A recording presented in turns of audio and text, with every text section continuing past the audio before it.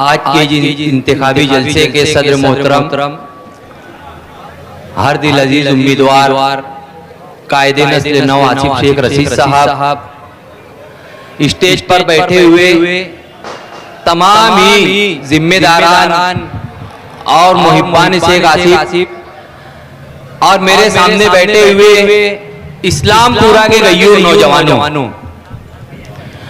आज का ये जलसा इस्लामपुरे में हो रहा है। इस महल्ले का नाम इस्लामपुरा है और ये संजीदा पढ़े लिखे और मजहबी शऊर रखने वाले लोगों का इलाका है। इस महल्ले में मसाजिद की कसरत है और यहाँ के लोग इंतहाई बाशऊर हैं।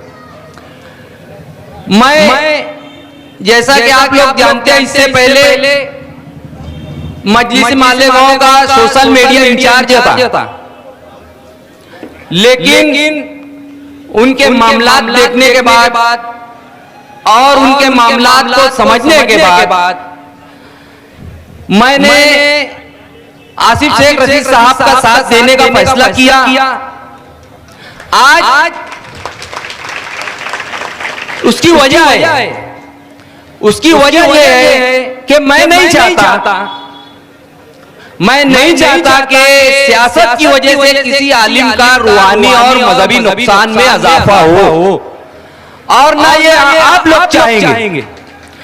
मैं आपसे एक सवाल करता हूं, नफा और नुकसान पहुंचाने वाली बात अल्लाह पाक की है, हम सबका ईमान है ना भाई?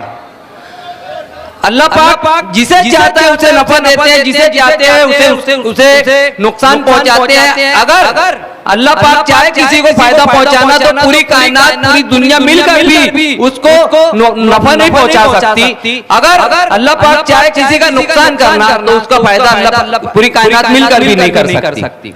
अब आप मुझे ये बताओ कि जहां सियासत की वजह से, ये मैं नहीं बोल रहा हूं, मुफ्ती इस्माइल साहब का, हमारे मौजूदा आमदार का वीडियो बयान है, सियासत की वजह से उनका रूहानी और मजहबी नुकसान हुआ। मुसल्ला छूटा, इमामत छूटी, हुजूर पाक सल्लल्लाहु अलैहि वसल्लम की जियारत से वो 17 साल महरूम रहे। किसकी वजह से? सियासत की वजह से। और अल्लाह पाक उसी सियासत की वजह से आसिफ शेख रशीद साहब से अपने घर की खिदमत का काम ले रहा है। तो बताओ अच्छा कौन है और बुरा कौन है? आप लोग बताओ।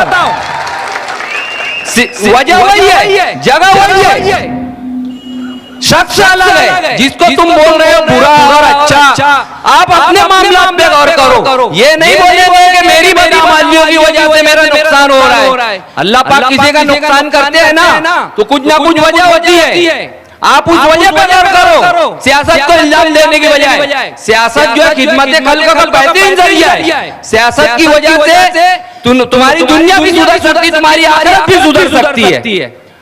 अब यह कोई बात हुई, पूरे कौम को इल्जाम में डाल दिया कि मैं तो बोल लिया था। अब जिन लोगों ने मुझे वोट दिया, जिन लोग मुझे सियासत में रखने का सबब बने, अब उनकी जवाबदारी। ये बहुत बारीक मंतिक है और इसी मंतिक पर से मैंने जब एतराज उठाना शुरू किया तो यही मुफ्ती इस्माइल के गुंडे लोग ने मेरे साथ सुलेमानी चौक पर बुलाकर मुझे धोखे से मेरे साथ गुंडागर्दी की, मेरे साथ मॉब लिंचिंग की। मैंने उसकी FIR भी दर्ज करवाई है। अब आप लोग बोलते हो कि मजलिस का, अरे ये इलेक्शन मजलिस का नहीं है, ये इलेक्शन मजलिस का है नहीं। जो भी मजलिस के चाहने वाले वो अपने दिमाग में बात को ठान ले। ये सिर्फ अपने पर्सनल एजेंडा पूरा करने का काम हो रहा है और इसके अलावा कोई नहीं है। वरना मैं उन गैरतमंद मजलिसियों से सवाल करता हूं जो असदुद्दीन अवैसी साहब की मोहब्बत में आज मुझसे भी अपील करते हैं कि भाई वापस आ जा। असदुद्दीन अवैसी साहब ने जब औरंगाबाद में मुफ्ती इस्माइल कासमी साहब का टिकट फाइनल कर दिया था तो क्या जरूरत थी तुमको दिल्ली और मुंबई दौड़ कर कांग्रेस का टिकट लाने की? मेरे सवाल का जवाब दो। जो लोग समझ रहे हैं कि कि इलेक्शन अच्छाई और बुराई के नाम पर हम करके जीत जाएंगे, तो उनको ये बात अपने गिरबान में पहले झांकना चाहिए। और मैं आसिफ शेख रशीद साहब के लिए एक शेर बोलकर अपनी बात खत्म करता हूँ और आप लोगों से उम्मीद करता हूँ, अपील करता हूँ कि किसी बहकावे में, किसी के बहकावे में ना आए, किसी असबियत पसंदी के बहलावे में ना आए।